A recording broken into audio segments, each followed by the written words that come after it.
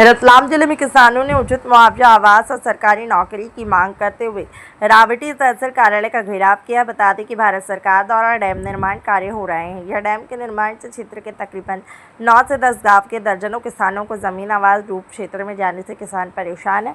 उन्हें उचित मुआवजा भी नहीं मिल रहा है। शासन द्वारा नियम अनुसार किसानों का मुआवजे की बात कही गई है, मगर इन सभी किसान शासकीय मुआवजे की राशि से खुश नहीं है। परेशान किसानों ने उचित मुआवजा, आवास के बदले आवास सहित शासकीय नौकरी की आवाज़ उठाई और तहसीलदार को कलेक्टर के नाम ज्ञापन सौंपा। यदि किसानों का समाधान नहीं होता है तो उग्र आंदोलन करने के लिए किसान मजबूर होगा। सारी जवाबदेही शासन प्रशासन की होगी। आज आपने किन मांगों को लेकर ज्ञापन दिया? हमने किसानों के जो ज़मीन जो मोहड़ी के मार्ग के अंदर भारत शासन द्वारा जो बैरियर बनाया जा रहा है, उस बैरियर के अंतर्गत जो जल स्तर से जो ज़मीन डूबने जा रही है हमारे किसानों की, उस किसानों की ज़मीन को उचित मुआवजा दिया जाए। उस संबंध में सारे 5 से 7, 8, 10 गाँव के जो लोग आए थे, उस संबंध में तहसीलदार महोदय को श्रीमान कलेक्टर महोदय और श्री माननीय मुख्यमंत्री जी महोदय के नाम का ज्ञापन दिया गया है। उस ज्ञापन के माध्यम से बताया गया है कि हमारे जनजातीय आदिवासी क्षेत्र बाहुल्य क्षेत्र है और बाहुल्य क्षेत्र में हमारे जो किसान हैं, उस किसानों की जो ज़मीन जा रही है उनको उचित शासन की गाइडलाइन के अनुसार उचित मुआवजा दिया जाए और मुआवजे के साथ साथ जो हमारे जनजातीय क्षेत्र आदिवासी किसान हैं उनके जो पुनर्वास भी डूबे जा रहे हैं तो उनको वापस स्थापित किया जाए। ये हमारे किसानों की मांग है। और उस मांग के साथ साथ हमारे किसानों की एक मांग और जुड़ी थी उसमें कि यदि ऐसा नहीं होता है तो उसकी जो ऊंचाई है, ऊंचाई क्षमता है, उसको 1-2 मीटर अगर कम कर दे तो भी हमारे किसानों की ज़मीन बच जाएगी। ये भी उसमें एक पॉइंट जोड़ा गया। उसके साथ साथ हमारे किसानों का एक मांग और है कि हमारे किसानों की जो शासन की गाइडलाइन अगर ऐसी हो कि हमारे एक जो किसानों की भूमि और जो मकान डूब क्षेत्र में आ रहे हैं उनको कहीं रोजगार के माध्यम से कहीं छोटी मोटी नौकरी दी जाए। ऐसा अगर प्रावधान हो तो शासन ऐसा भी प्रावधान करे। ये हमारे किसानों की मांग है।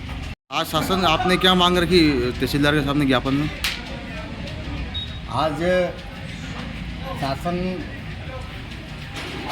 और प्रशासन के बीच में हमारे किसानों की एक मांग है, जहां जल निगम बोर्ड भारत सरकार द्वारा माही नदी बलाड़ा डैम के नाम से यहाँ का कार्य चल रहा है। यहाँ किसानों की नदी किनारे जितनी ज़मीन है ये सारी डूब क्षेत्र में जा रही है। सभी किसानों का एकत्रित होकर अपनी मांग लेके तहसीलदार महोदय को अपना ज्ञापन दिया है।